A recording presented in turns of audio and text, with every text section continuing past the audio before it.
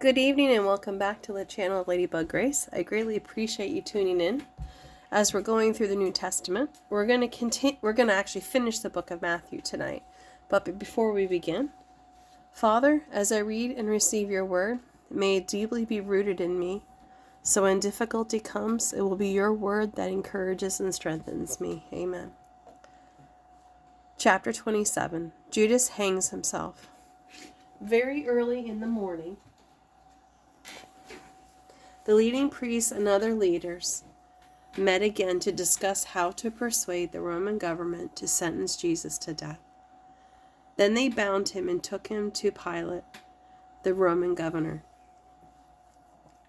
When Judas, who had betrayed him, realized that Jesus had been condemned to die, he was filled with remorse. So he took the 30 pieces of silver back to the leading priests and other leaders. I have sinned, he declared, for I have betrayed an innocent man. What do we care? They retorted. That's your problem. Then Judas threw the money onto the floor of the temple and went out and hanged himself. The leading priests picked up the money. We can't put it in the temple treasury, they said, since it's against the law to accept money paid for murder. After some discussion, they finally decided to buy the potter's field. They made it into a cemetery for foreigners. That is why the field is still called the Field of Blood. This fulfilled the prophecy of Jeremiah that says, "They took the 30 pieces of silver, the price at which he was valued by the people of Israel, and purchased the potter's field, as the Lord directed." Jesus' trial before Pilate. Now Jesus was standing before Pilate, the Roman governor. "Are you the king of the Jews?" the governor asked him. Jesus replied, "Yes, it is as you say." But when the leading priests and other leaders made their accusations against him, Jesus remained silent. There he is. I lost my spot again.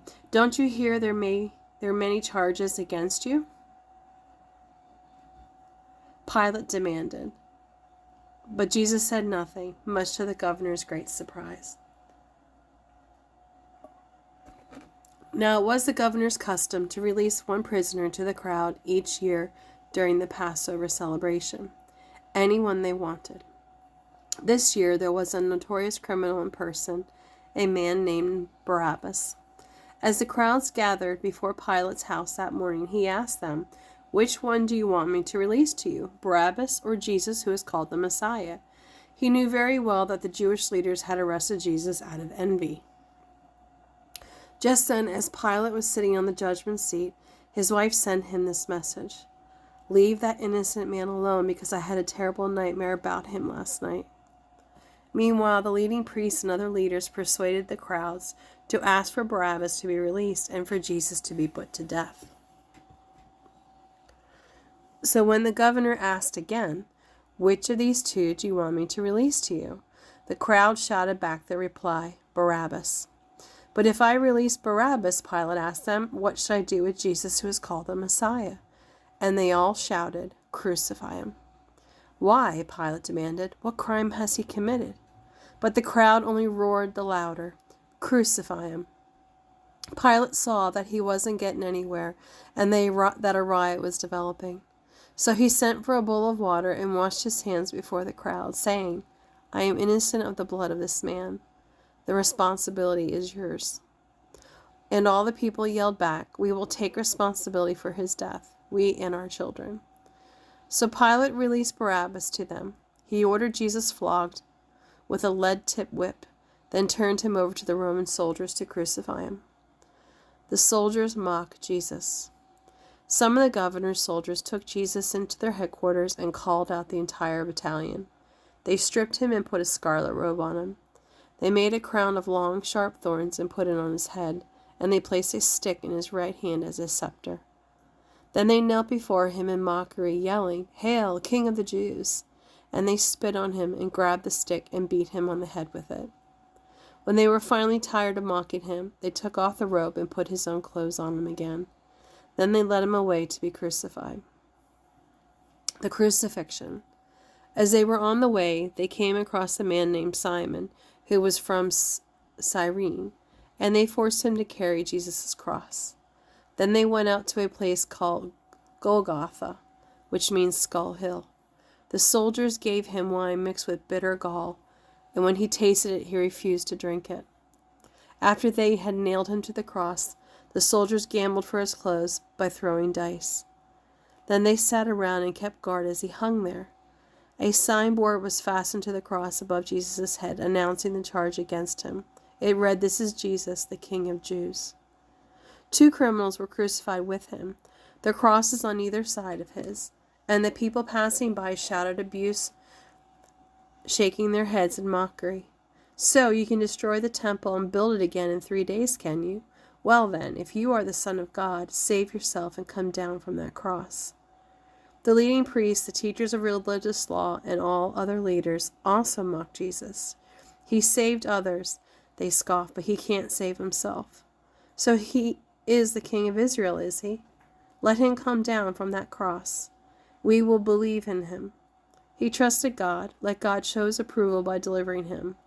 For he said, "I am the Son of God," and the criminals who were crucified with him also shouted the same insults at him. The death of Jesus. At noon, darkness fell across the whole land until 3 o'clock. At about 3 o'clock, Jesus called out with a loud voice, "Eli, Eli, lema sabachthani," which means, my God, why have you forsaken me?"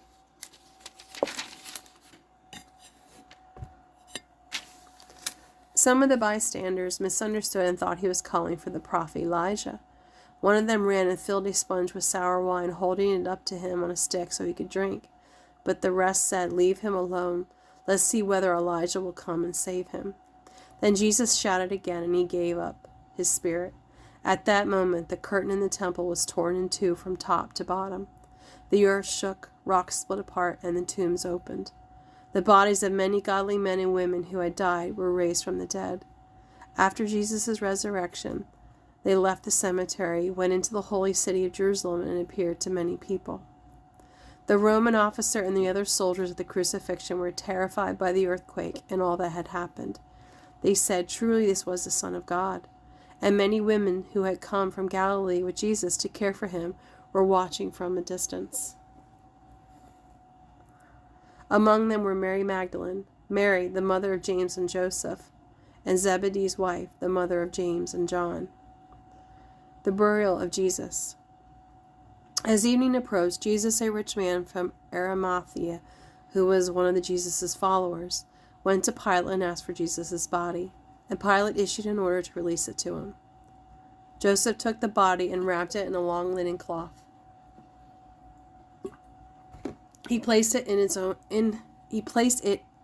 own tomb, which had been carved out of a rock. Then he rolled a great stone across the entrance as he left. Both Mary Magdalene and the other Mary were sitting nearby watching. The guard at the tomb. The next day, on the first day of Passover ceremonies, the leading priests and Pharisees went to see Pilate. They told him, "Sir, we remember what the deceiver once said while he was still alive. After 3 days I will be raised from the dead. So we request that you seal the tomb until the 3rd day.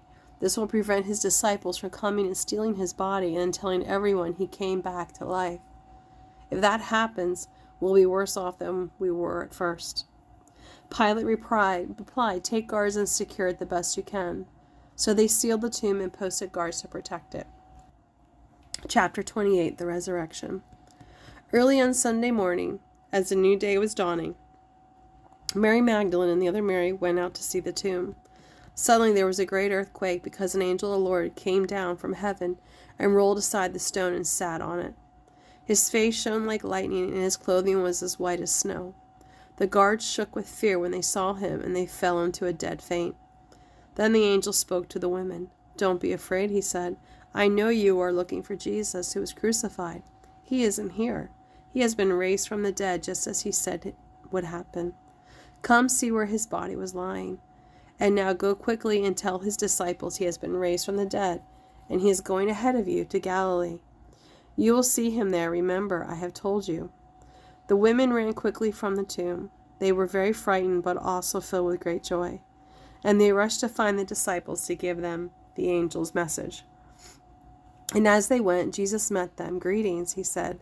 And they ran to him, held his feet, and worshipped him. Then Jesus said to them, "Don't be afraid.